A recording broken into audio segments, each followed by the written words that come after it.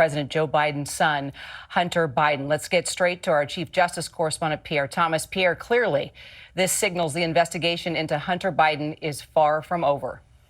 Far from over. And we got hints of this a few weeks ago when the plea deal sort of unraveled.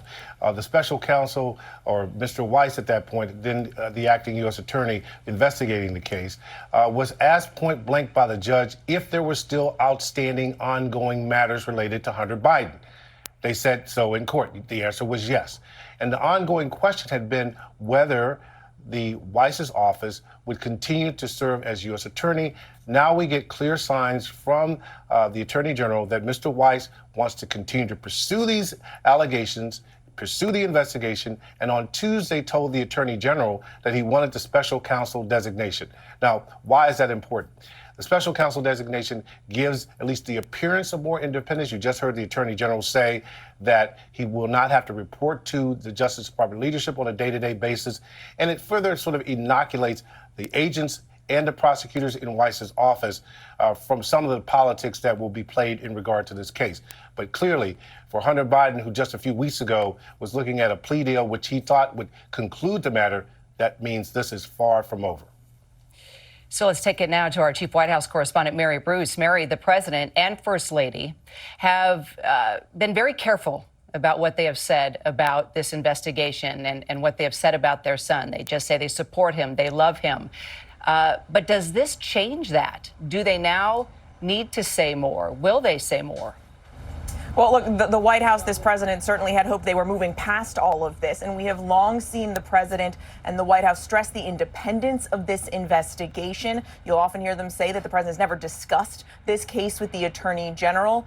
And the president is well aware that this has become a political lightning rod. He doesn't want to say anything that is going to give fuel to the Republicans, fuel to his critics who have been eager to pounce on this issue, which is why you have heard the president not comment at all on the substance of this investigation, but rather simply always reiterate his support for his son. We know that Joe Biden is a devoted father. He has stood by Hunter throughout his struggles with addiction, throughout this investigation, always adamant that he did nothing wrong.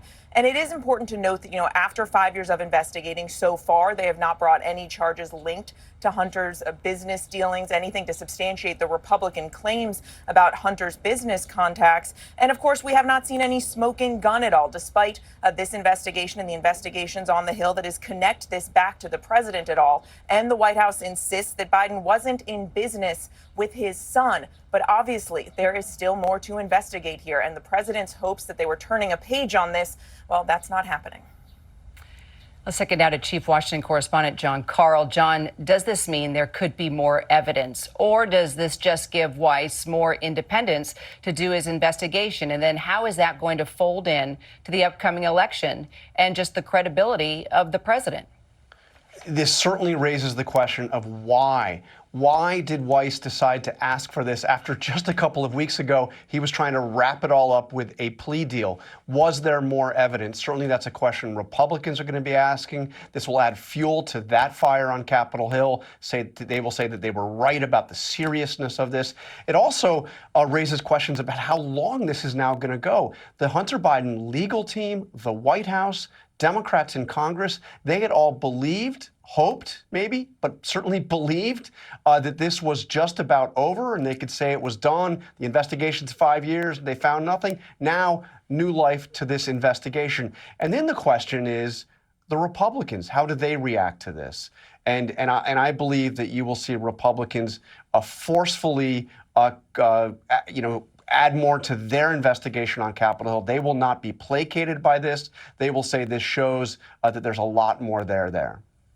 Then let's take it to ABC News executive editorial producer John Santucci. What does this mean for Trump? And doesn't it just fuel the Republican fire to discredit President Biden? 100%, Kiera. I can tell you, just texting with an aide to Donald Trump in just the last couple of seconds, wow, in all caps is a word they've written. They've also said, Kiera, that this validates the work, as John just mentioned, of the House Republicans that have been investigating Joe Biden and Hunter Biden's business deals. And I think, Kiera, this is the thing that we're now going to see, that it's going to ratchet it up and almost feel like deja vu. We're now going to have a White House under investigation by a special counsel and a House committee working in tandem. Clearly, it's going to be a race to see who gets the best evidence first, Kiera. All right. And thanks to our political team. And of course, our coverage will continue on ABC News Live with me and also abcnews.com if you take it to live now. And we also return to our regular programming. I'm Kira Phillips in Washington. Have a great day. This has been a special report from ABC News.